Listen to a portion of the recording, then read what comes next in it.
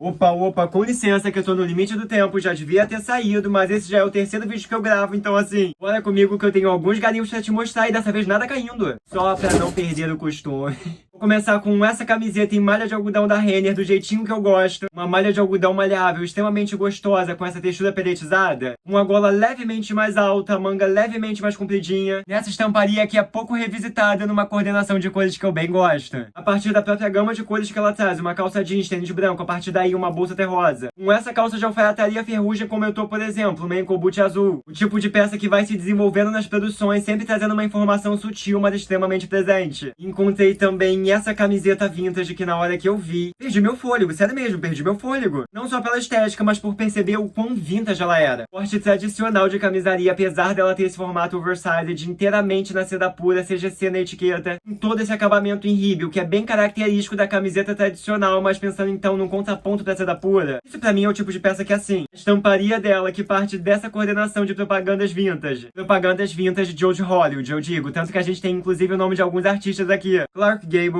Vivian Leigh, Rosemary Lane, Elizabeth Taylor, Annie Goodman, James Dean, assim, o tipo de peça que vocês podem se preparar porque vai aparecer muito por aqui. Como se não bastasse eu ter perdido o fôlego com aquela camiseta, eis que eu encontro essa Roberto Cavalli. Uma coleção do Roberto Cavalli com a CIA inteiramente na seda pura, com essa estamparia que é muito característica de Roberto Cavalli. Sendo que, se você me acompanha, sabe que há pouco tempo, não tão pouco tempo, eu garimpei uma camisa dessa mesma coleção, dessa mesma padronagem de seda pura, só que numa outra atmosfera, numa outra construção completamente diferente. Essa é numa estética de bata, bem de anos 2000, tendo a construção do tigrado em outra padronagem, além da amarração que evidencia essa gola padre, também permitindo que ela fique aberta assim. A manga que não é bufante, mas por conta da construção drapeada, da construção inteiramente na seda pura, já desse efeito bufante. Sério mesmo, eu já tava louco pra unir ela com a irmã. Quando as duas aparecerem no Arrume Isso Comigo, isso sim vai ser uma grande disputa de titãs. Deixa eu falar que isso aqui não é neve não, tá? É a atmosfera vintage do vídeo através dos nossos garimpos. Encontrei também essa camisaria, também em corte tradicional, também vintage, mas inteiramente em linho com tricoline. Ou seja, nessa gramatura que a gente já tem muito costume de ver na camisaria tradicional, só que com a ranhura do linho, com a sofisticação, com a estrutura do linho. Sendo que não só ela é nesse fundo tangerina, quanto também nessa padronagem de risca de giz que traz tanto o azul quanto o verde água. Eu não sei se a iluminação tá deixando a gente ver muito bem, mas isso aqui é de uma riqueza, ao mesmo tempo que de uma delicadeza. Vou finalizar com uma peça polêmica, inclusive pra mim, mas uma peça que comprova porque eu amo tanto esse consumo de segunda mão, esse consumo em brechós, bazares. Sou o maior fã da chuteira? Não. Mas não posso mentir que na moda, o estranhamento, de acordo com o tempo, acaba se adaptando ao olhar. Aliás, o nosso olhar acaba se adaptando ao estranhamento. Gosto de tênis, gosto de esportividade, mas a chuteira por si só não tava me pegando muito. Não sei se ela é centrada no universo masculino, que honestamente, pra quê, né? Não sei se era porque a gente tava vendo aquela estética do samba tão hypada, e com isso, zero personalidade sendo expressa. Posso falar, pessoal, tanto da base, que começou a consumir em massa, quanto também da pirâmide, da parte de cima, que começou a consumir porque algumas pessoas estavam consumindo. Mas eis que eu encontro esse modelo no brechó, numa estética extremamente minimalista, extremamente clean, sem uso no couro metalizado, mas não no couro metalizado dourado, prateado, bronze, mas no couro metalizado glacê, que se vocês perceberem, ele traz esse efeito tanto do dourado quanto do prateado, sendo extremamente fácil de combinar. Sem uso mesmo, sem caô, e ainda veio na caixa. Vamos testar e daí eu conto por aqui. Mas o que eu acho mais interessante é que eu pude apostar numa peça sem investir muito. Além do fato de apostar numa peça que, como eu tava contando, não tá hypada, não é naquela estética que a gente tá vendo em todo mundo. Com isso, desculpa quem doer, mas expressando zero personalidade no resultado final. Então essas foram minhas últimas comprinhas, meus últimos garimpos, pessoal, e aqui entre nós, que leva pequena, mas que baita leva boa, hein? Como eu gosto sempre de enfatizar, peças que trazem muito da minha personalidade, peças que ajudam a expressar muito da minha irreverência no vestir, peças que se comunicam muito comigo, peças que vão ajudar a gente a desenvolver um street style saindo da zona de conforto. Porque a real é que pode ser que isso não dê certo, pode ser que no final eu mesmo não goste tanto assim dessa pegada. Mas como eu tanto conto, como eu bem falo por aqui, moda é experimentação, porque no final das contas, se não der certo, é só tirar. Se não der certo no final do dia, é só trocar roupa, porque no dia seguinte a gente tem novas possibilidades. Quero muito saber o que vocês acharam, quero muito saber qual dessas peças eu devo usar na minha próxima produção, e se você quiser saber onde eu faço todos os meus garimpos, é só assistir meus outros vídeos.